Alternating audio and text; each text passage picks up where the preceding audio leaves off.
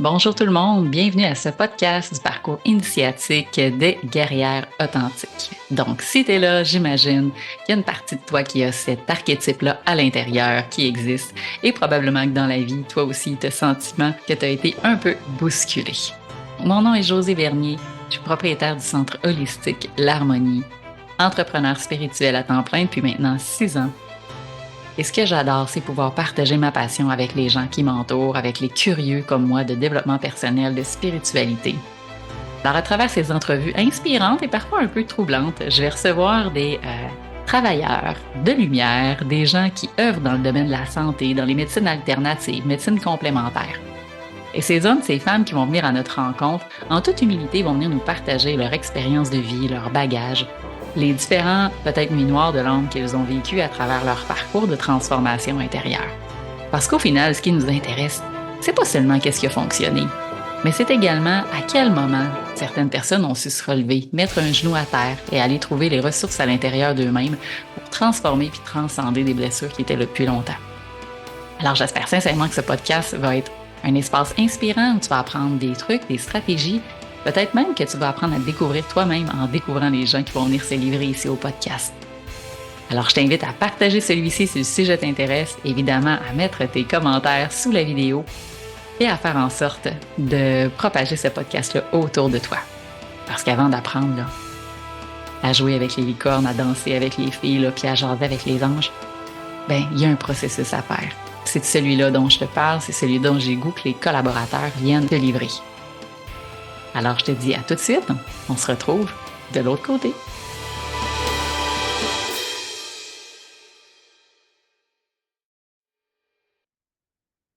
Bonjour tout le monde, bienvenue dans ce nouveau podcast solo. Donc, mon nom est Josée Bernier, propriétaire du centre holistique Harmonie, ambassadrice de lumière, facilitatrice de passage.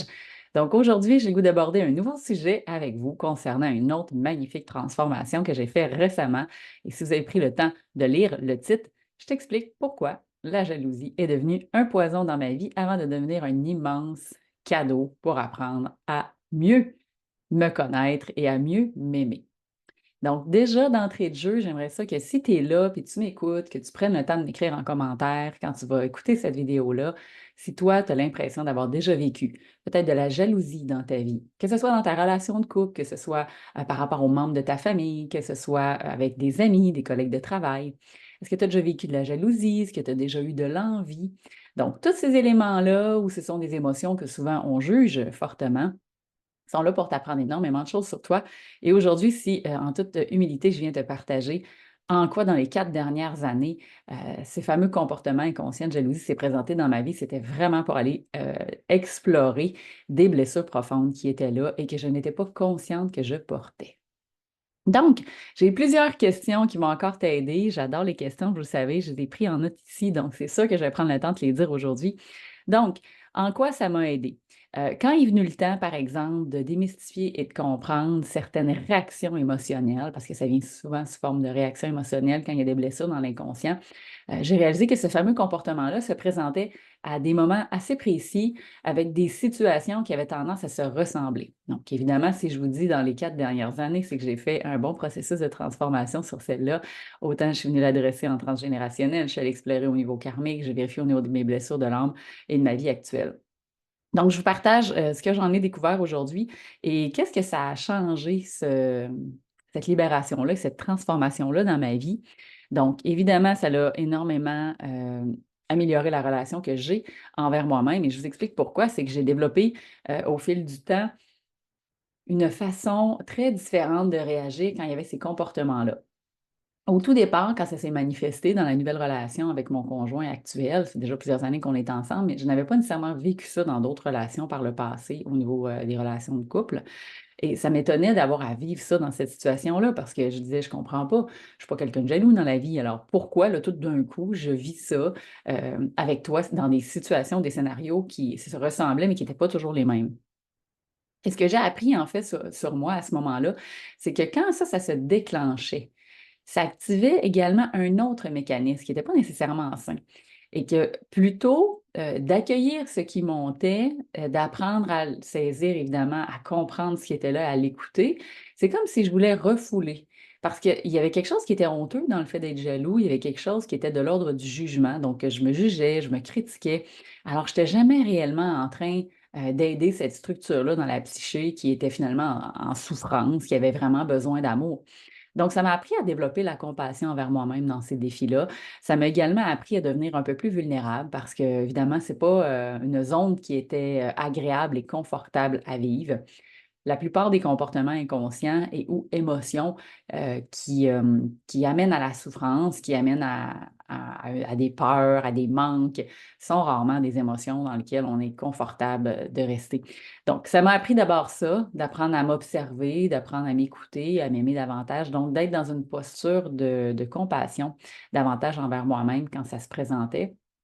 Parce qu'étant donné que c'est quelque chose qui est souvent, jugé, mal perçu, critiqué, ben là, vous pouvez imaginer la situation dans laquelle ça me mettait, hein. C'est que quand ces situations-là se présentaient, évidemment, je voulais refouler, donc je ne voulais pas manifester ce qui se passait. Donc j'accumulais, hein, le fameux processus d'accumulation qui, en passant, est très néfaste.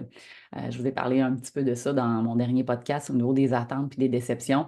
C'est que ça crée énormément de non-dits, ça aussi. Quand on refoule les émotions et quand on n'est pas conscient de ce que l'on vit, et là, au fil du temps, ça s'amplifie au sein de la relation, ces non-dits-là. Et là, ce que ça va venir faire, c'est que le moment où le bouchon va sauter, je peux vous dire une affaire, ça risque de pas être beau. Et c'est là où des fois, il y a des chicanes, puis il y a des éléments irréparables au sein des relations, parce qu'il y a des choses qui sont dites qui dépassent probablement ce que vous en pensez réellement. Donc, je donne mes trois clés. Ces trois clés fondamentales que j'ai développées au cours de ce parcours-là, en lien avec ce comportement inconscient sur la jalousie.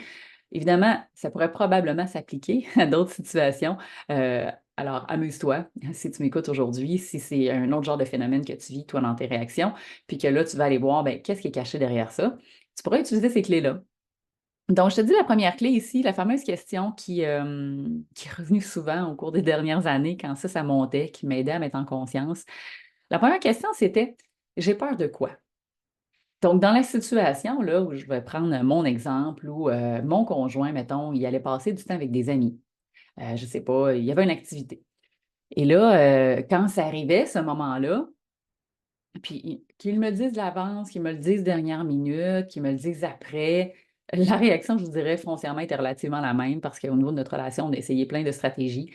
Parce qu'un bout de temps, j'étais comme: ah, je veux plus que tu me le dises. Là, un bout de temps, ah, ben, j'aime mieux que tu me le dises d'avance. Là, un bout de temps, ben, c'est pire si finalement je l'apprends après. Bref, vous comprendrez que pour ceux qui ont déjà vécu un peu la jalousie, c'est quand même désagréable pour l'un et pour l'autre parce que dans la relation, que ce soit en couple ou en amitié ou avec un membre de votre famille, c'est qu'il va se mettre à avoir de l'inconfort quand c'est su, quand c'est nommé, parce que l'un devient toujours en dire: ah ben là, ça va-tu réagir? Ah ben là, vas-tu me faire une crise? Ah ben là, va-tu avoir une poignée de bêtises?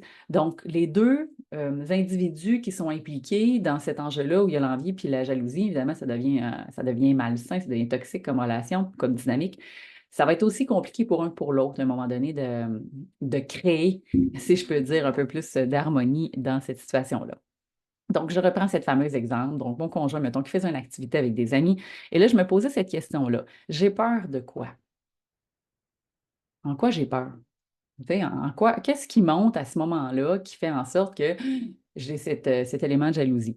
Puis à ce moment-là, moi, ce qui était monté, c'est: hein, j'ai peur qu'il m'abandonne. Et on sait que c'est pas, d'un point de vue rationnel, c'était plus fort que moi. En fait, c'était pas conscient, c'était dans l'inconscient que ça se passait tout ça. J'avais peur qu'il m'abandonne, puis qu'il ait tellement plus de fun avec les autres qu'il ne voudrait plus passer de temps avec moi. Fait que là, je me dis en même temps: c'est bizarre. Tu sais, je comprends pas pourquoi la peur est là. Donc, je savais bien que ça partait d'ailleurs, ça partait pas de lui, mais lui était l'activateur à ce moment-là de la blessure dans cette situation-là. Donc, la deuxième question que je me suis à me poser, c'est: j'ai manqué de quoi? Parce que souvent, quand il y a une idée de jalousie, quand il y a une idée d'envie, hein, c'est l'idée de vouloir ce que l'autre a. Ça serait dans l'énergie de posséder quelque chose, que ce soit quelqu'un, que ce soit un bien matériel, que ce soit peu importe ce que dans votre situation s'active, il y a l'idée dans la jalousie de vouloir posséder, de garder pour soi ou dans l'envie, d'envier ce que l'autre a puis de ce que nous, on n'a pas. Hein. C'est très semblable, l'envie et la jalousie, mais il y a quand même une tonalité qui diffère un peu. Donc, Je peux envier quelqu'un, mais ça ne veut pas dire que je vais développer un comportement jaloux. Et si j'amènerais ça encore plus extrême, avec des fois on parle de jalousie et de possessivité, ça devient encore plus grand, évidemment. Donc, il y a différentes gradations au niveau de ces comportements-là aussi. Donc, à ce moment-là, dans cette question, j'ai manqué de quoi? Moi, ce que ça me dit, c'est j'ai manqué d'attention à un moment dans ma vie, et à partir de là, j'ai perdu confiance. Peut-être confiance en moi, confiance en l'autre. Fait que c'est ce qui est monté comme réponse. J'ai manqué d'attention à un moment dans ma vie, j'ai perdu confiance en moi, j'ai perdu confiance en l'autre. Donc là, déjà, ça, je trouvais ça drôle comme discours intérieur, comme message. Je me disais, hey, c'est quand même impressionnant. C'est comme si mon inconscient, là, il me dit qu'il a peur d'être abandonné, il a peur que l'autre ait plus de plaisir avec ses amis qu'avec moi-même. Et là, tout d'un coup, il y a le manque d'attention, hein, au niveau du manque. Là, je peux aller voir, aller identifier. Là, j'ai identifié la peur. Après ça, j'ai identifié le besoin. Donc, quand je fais ce processus-là d'entre-noir dans mes questions, puis je vais vous dire la troisième question après, c'est que ça me permet déjà, face à ma problématique, à la fois d'être un peu plus détaché, mais quand même d'être à l'écoute de ce qui monte, mais plutôt que de juger, d'être davantage dans une posture d'accueil et de compassion envers moi-même. Évidemment, je vous parle de ça, c'était pas de même le jour, hein. Je peux vous dire une affaire quand ça a commencé, là, j'avais pas du tout la façon de réagir avec cette sagesse-là. Évidemment, c'est parce que je suis allée de fond en comble dans ce comportement-là. Je l'ai reviré de bord de toutes les façons, je l'ai exploré, j'ai libéré plein de trucs pour en arriver à vraiment intégrer l'enseignement pour pouvoir mieux comprendre ce comportement-là. Évidemment, aujourd'hui, avoir quoi? Avoir une bien meilleure compréhension des gens qui viennent me voir, qui vivent ce schéma-là et ce pattern-là et de pouvoir les accompagner aussi. Parce que c'est toujours mon objectif de pouvoir transmettre et que les gens arrivent à mieux se comprendre et se permettre d'avancer dans la vie. Alors, la troisième question à ce moment-là, c'était la suivante. Dans quelle autre situation j'ai vécu ceci? Donc là, dans cette question-là, ça renvoyait la réflexion à quelque part, mon inconscient a enregistré ça. La peur, il y a eu le manque. Donc, il y a eu un événement, il y a eu un choc, il y a eu un trauma. Quelque part à l'intérieur de moi, il y avait une racine problématique dans mon inconscient où j'avais vécu quelque chose qui ressemblait à ça. Donc, dans quelle autre situation j'ai vécu ceci? Ceci à travers la peur, ceci à travers ce type de manque-là, à travers les phrases que j'avais inscrites. Et là, ce qui est monté pour moi dans cette démarche, dans ce processus-là, c'est ah, ben oui, je me souviens qu'à l'adolescence, pré-ado, quand mes parents ont accueilli en famille d'accueil mon neveu et ma nièce, qui étaient orphelins de mère et des pères peu présents à ce moment-là, ils sont venus vivre à la maison. Et là, à ce moment-là, ce qui est monté, c'est que j'ai eu l'impression de devoir laisser ma place parce qu'eux étaient beaucoup plus en souffrance que moi. Et là, ce que ça me dit à l'intérieur, c'est hein, toi, tu peux te débrouiller toute seule. Tu n'en as plus besoin, en fait, tu sais, de tes parents. Eux, ils en ont bien plus besoin, ils sont plus petits, puis en plus, ils regardent dans quel état ils sont. Donc, dans cet exemple-là, ce que ça m'a permis de saisir puis de comprendre, c'est que à la fois, mon conjoint était vraiment pas responsable de tous ces états intérieurs-là. Par contre, le fait de remonter à l'origine de cette racine-là, ça m'a permis de faire quelque chose d'extraordinaire. C'est qu'une fois que j'ai mis le doigt dessus, là, ça m'a permis, en auto-hypnose, je veux dire, de remonter dans le scénario de cette histoire-là symbolique, d'aller pouvoir aller réécrire l'histoire, de transformer au niveau neuronal les différents schémas, mais également d'aller libérer toute la charge émotionnelle de cette partie dans ma psyché, de la psyché de la jeune moi qui était tellement convaincue, en fait, qu'elle n'avait plus besoin d'amour de ses parents. Alors, c'est comme s'il y a eu un bris. À ce moment-là, c'est là où, rappelez-vous le manque, j'ai manqué d'attention, et il y a une partie de moi qui a perdu confiance en l'autre et qui a perdu confiance en moi. Donc, ce que ça a créé, c'est à un moment donné que je rencontre cet homme-là dans ma vie et qu'en quelque sorte devienne un peu un représentant de l'une de ces deux individus-là et qui viennent faire remonter à la surface cette fameuse état qui, dans mon inconscient, était programmé. Donc là, vous allez vous dire, et combien de personnes dans la vie ont des défis relationnels en couple, puis ils vivent la jalousie, puis sont possessifs, puis il y a des crises tout le temps, puis ça ne marche pas. Bien évidemment, moi j'ai envie de vous dire, c'est pas pour rien que ça se manifeste encore aujourd'hui. C'est pas tout le monde qui vit ça, mais ça part aussi du principe comment elle est ton amour de toi, comment elle est ton estime de toi-même. Est-ce que tu as appris à développer une belle relation avec toi? Est-ce que tu as appris à t'aimer? Ou est-ce que peut-être tu as vécu des situations de dépendance affective ou, comme dans ma situation euh, de rejet, où je me suis auto-rejetée finalement de cette situation-là. J'aurais pu nommer à ce moment-là, à cet âge-là, quand j'étais plus jeune, écoutez, tu sais, là, moi j'ai besoin d'amour, mais bon, je n'avais pas évidemment la maturité et la sagesse et la conscience à cet âge-là de nommer clairement quels étaient mes besoins.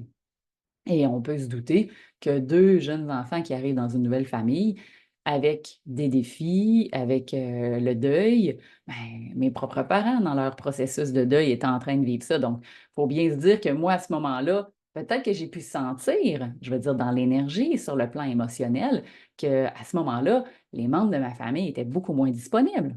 Donc, dans l'idée du manque de l'attention, ben, il s'est passé quelque chose là. C'était probablement sur le plan affectif, sur le plan émotionnel. Donc, je veux dire, en projection, à ce moment-là, dans ma relation de couple avec mon conjoint, c'est comme si tout d'un coup, je sentais qu'il m'accordait moins d'attention, il y avait une partie de moi qui avait peur d'être abandonnée ou peut-être d'être rejetée dans la relation. Et que finalement, ben, il y aurait bien plus de fun avec les autres, hein, un peu comme mes parents qui vont s'occuper des petits, mais ça va être bien plus facile de s'occuper des petits qu'une préado, peut-être. Non. Vous voyez, on ne sait pas tout ce qui s'est dit au niveau des croyances limitantes, tous les schémas de pensée au niveau de la psyché qui se sont activés. Mais chose certaine, pour moi, ça a été une période de vie où il y a eu comme un choc, un trauma au niveau émotionnel. Parce qu'à travers ça, bien évidemment, il y avait la perte, il y avait le deuil de, comme j'avais expliqué déjà dans une autre entrevue, il y avait eu le deuil de cette tante-là. Et très peu de temps après ou avant, parce que là, les jours se mélangent, mon père aussi a perdu sa mère. Donc là, il y avait eu deux deuils pour eux, en plus que eux, à travers leur processus de deuil complexe à faire, il fallait qu'ils s'occupent de deux petits qui, eux, venaient de perdre leur mère. Donc, évidemment que moi qui est là comme en sandwich un peu, qui est assez autonome, puis qui fait ses petites affaires, puis sa vie, ben, assez rapidement, je me suis dit, hey, je vais m'arranger tout seul. Là, tu sais. Tout le monde est comme pas mal trop occupé ici. Là, tu sais. Fait que vous imaginez un peu ce qui a pu se passer dans la psyché. C'est à ce moment-là que j'ai enfin, je vais dire, mis la main, après plus d'à peu près 4 ans de travail d'introspection sur cette blessure-là, d'être capable d'aller identifier probablement la racine centrale dans mon inconscient qui avait commencé à générer ces comportements-là de jalousie, mais que j'avais besoin, le moment venu, de transformer, mais que j'étais probablement pas prête encore. Donc, pour moi, c'est important de vous exposer ça ici à travers mon parcours parce que dans le parcours de la guerrière authentique, comme je le dis souvent, il y a cette idée-là à la fois de transmission, il y a également le désir à travers les explications de permettre à chaque personne de reprendre son pouvoir. Et je sais très bien que quand on chemine puis quand on évolue, en tout cas, je parle pour moi, ça peut être très facile d'être exigeant envers soi-même. Et je crois que dans le parcours initiatique de la guerrière, quand on est en mode développement personnel, quand on est en phase à être de plus en plus connecté avec soi-même et à s'ouvrir à la spiritualité, il arrive un moment donné où on se tape sa tête pas mal. Et bref, il y a une expression, nous ici, à un moment donné, qui est arrivée au sein du cercle de partage par un participant qui était on peut-tu se crisser patience puis ça crapait?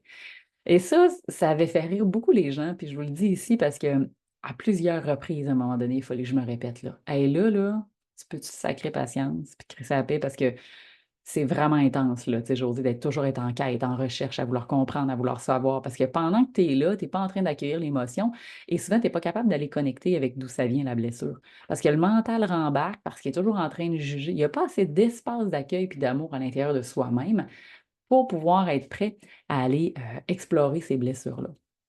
Puis c'est un peu mon message, puis je m'étais écrit ici deux métaphores que j'ai vraiment envie de vous partager parce que je ne dirais jamais assez qu'une image vaut mille mots. Alors imaginez une métaphore avec plein d'images, comment ça peut être parlant.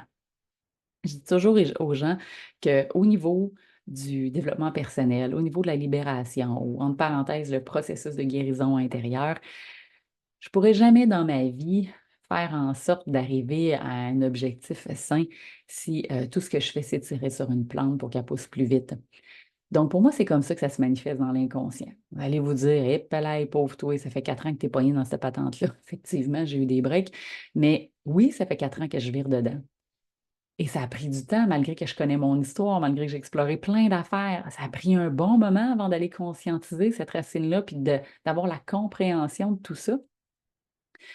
Et plutôt que de me taper sur la tête et que de me juger, à ce moment-là, je me suis rappelé cette métaphore. On ne peut pas tirer sur une plante pour qu'elle pousse plus vite. Donc, dans votre processus là, de transformation intérieure puis d'évolution, soyez indulgent, cultivez la patience, mettez de l'amour dedans, soyez compatissant envers vous-même. Et oui, vous allez probablement aller rencontrer un intervenant, un autre intervenant, peut-être essayer une autre approche, parce que moi, je suis allée en voir plein, si vous saviez toutes les démarches que j'ai faites. Au final, tout ça finit par payer, par être gagnant, si je peux dire. Il y a une autre métaphore que j'aime beaucoup, qui ressemble un peu à celle-ci. C'est que de toute façon, va venir le temps de récolter le jour où le fruit sera mûr. Donc, au même titre que la plante, on ne peut pas la faire pousser en tirant dessus. C'est la même affaire pour le fruit. Quand il va être réellement mûr, quand votre inconscient va être prêt à vous le livrer, quand ça va être le bon moment pour vous de libérer cette blessure, ce comportement, le truc dans lequel vous n'êtes pas confortable, là, de patauger, là, ben, ça va être le temps de le cueillir, le fruit, vous allez le savoir, vous allez le sentir. Ben, j'en ai fait plein de démarches d'accompagnement. J'ai libéré ça un matin en auto-hypnose, là, au moment où j'étais tout croche, puis je me suis dit, oh, je vais aller explorer ce qui se passe. Bouf, j'ai mis le doigt là-dessus, j'ai posé mes questions, tout de suite, je suis arrivée à la racine. Donc, vous voyez, c'est un peu ça, en fait. Le moment où le fruit était mûr, j'étais prêt à le cueillir et enfin, j'ai récolté ces 4 années de démarche dans le processus de libération et tout ce qui avait été fait, plou, plou, plou, plou, ça s'est emboîté un peu comme des poupées russes et là, ouf, après ça, quel soulagement, quel bien-être intérieur, quelle paix s'est mis à s'installer, quel changement d'attitude et de comportement qui s'est mis à y avoir par rapport à mon conjoint au niveau du détachement, de dire, hey, c'est sa vie, c'est la mienne. Je m'aime, j'ai confiance en moi, j'ai confiance en lui. Fait que c'était vraiment cet élément-là, pour moi, qui était un point tournant pour vraiment arriver à transformer cette partie-là au niveau de la relation. Puis j'espère que ça va vous inspirer, puis ça va vous donner envie, vous aussi, de vous poser les questions à savoir ça vient d'où, quelles sont les origines de ça. Puis une chose qui peut arriver, par contre, si vous ne vous occupez pas du fruit quand il est mûr, alors un petit warning ici ou un petit drapeau rouge pour vous responsabiliser. Et je vous explique ceci parce que qu'est-ce qui se passe si je ne cueille pas le fruit? C'est correct. Je récolterai pas tout ça. Par contre, ce qui peut arriver, c'est que le fruit, évidemment, à un moment donné, il va se mettre à pourrir. Peut-être qu'il va se détacher tout seul, hein. Si je prends par exemple la pomme dans l'arbre, peut-être que le fruit va se détacher tout seul. Par contre, faites attention, parce que c'est possible que le fruit ne se détache pas seul, parce qu'il a besoin d'un petit coup de pouce, hein. Ça parle de votre responsabilité intérieure, de faire les démarches et les pas conscients dans votre transformation. Et quand il va se mettre à pourrir le fruit dans l'arbre, c'est pas impossible qu'il se mette à contaminer le reste. Donc, quand ça se met à contaminer le reste, hein, on sait ce que ça fait, hein, on suffit d'avoir une pomme pourrite dans un panier pour faire pourrir les autres. Donc, faites attention à ça parce que parfois, à travers un comportement inconscient, parfois à travers une émotion qui est plus difficile, parfois à travers une situation conflictuelle, sans que vous le sachiez, le moment venu, quand vient le temps de cueillir le fruit, par contre, si vous dépassez, que vous attendez trop, c'est là que ça peut se mettre à pourrir dans votre panier puis que tout le reste va être contaminé. Donc, si toi, tu vis ça présentement, dans tes relations, la jalousie, avant de te mettre là, à pourrir par en dedans, puis à pourrir tout ce qui se passe autour de toi, moi, j'ai envie de te dire, lève la main, va chercher de l'aide et commence à faire le processus. Au moins à travers ces simples questions que je t'ai posées aujourd'hui. Et si c'est tellement plus fort que toi, puis tu n'arrives pas du tout à libérer ça ou à comprendre ce qui se passe, évidemment, tu pourras me contacter, ça va me faire plaisir de t'accompagner dans ce parcours-là pour aller identifier les différentes racines, puis de où provient tout ceci pour éviter de faire pourrir le reste de ton panier puis de tes relations. Parce que oui, ça peut devenir comme un poison. Moi, c'est devenu comme un cadeau parce que ça m'a permis d'aller libérer ces blessures-là. Et j'ai le privilège d'être dans une relation amoureuse, je veux dire consciente, c'est-à-dire que toutes les deux, on est conscients de notre responsabilité, de notre cheminement. On est capable de communiquer et on a appris malgré les défis et les challenges que ça nous amène à prendre le temps de se rasseoir, de revenir, de comprendre et d'aller chercher de l'aide pour favoriser l'évolution dans ce couple conscient-là. Donc, j'espère sincèrement que ce podcast aujourd'hui va avoir résonné. J'ai hâte de t'entendre. Je pense qu'il y a plus de personnes qu'on pense qui le vivent. Peut-être qu'il y en a qui n'osent pas le dire. Mais moi, je sors de ma grotte, je sors de ma cachette et je le dis à voix haute aujourd'hui. J'ai vécu ça au cours des dernières années et je sais que c'est de plus en plus derrière moi à mesure que j'apprends réellement à m'aimer, à me faire confiance et à m'accorder de l'importance dans la vie, évidemment, parce que plus on s'accorde de l'importance, plus on se sent important aux yeux des autres. Et c'est comme ça, selon moi, qu'on va arriver à se détacher de ces comportements avec l'envie, la jalousie et éventuellement s'il y en a qui se rendent jusqu'au fait de posséder, parce que des fois, ça arrive quand il y a des peurs, quand il y a eu le manque, quand il y a des besoins non rencontrés. Alors, prenez responsabilité, les amis. J'espère que ce podcast va te parler. Prends le temps de m'écouter en commentaire et je te laisse sur une toute dernière clé que je m'étais notée ici pour terminer sur une réflexion. Dans la situation où tu vis de la jalousie et de l'envie, la personne qui active cette blessure représente qui dans ta vie d'après toi? Et je t'en dis pas plus. On se dit à bientôt pour un prochain podcast. Encore merci d'être là puis continuer à nous suivre. J'espère que ce podcast va t'avoir inspiré, va t'avoir apporté aussi de l'espoir puis du réconfort parce qu'on va arrêter de se mentir. Le parcours puis le chemin d'évolution, c'est pas toujours simple. Donc, si toi-même tu es dans cette quête-là d'éveil spirituel puis que tu fais du travail sur toi présentement et que tu aimerais connecter et peut-être même contacter directement un de mes invités pour en savoir plus sur ces différentes approches de soins, sur ces services, alors je vais t'inviter à prendre les liens en commentaire et pouvoir contacter directement la personne. Tu aimerais peut-être aborder un thème, il y a un sujet qui te passionne, il y a quelque chose que tu aimerais toi-même peut-être partager dans ton histoire de vie, dans le domaine de la santé ou du développement personnel et spirituel. Alors, je t'invite à m'écrire info@harmoniestoi.ca, ça va me faire plaisir de te rencontrer. Alors, j'ai hâte de lire tes commentaires et continuer de partager ce podcast. Je suis sûre que ça va pouvoir inspirer plein d'autres personnes, tout comme toi, à prendre soin de sa santé.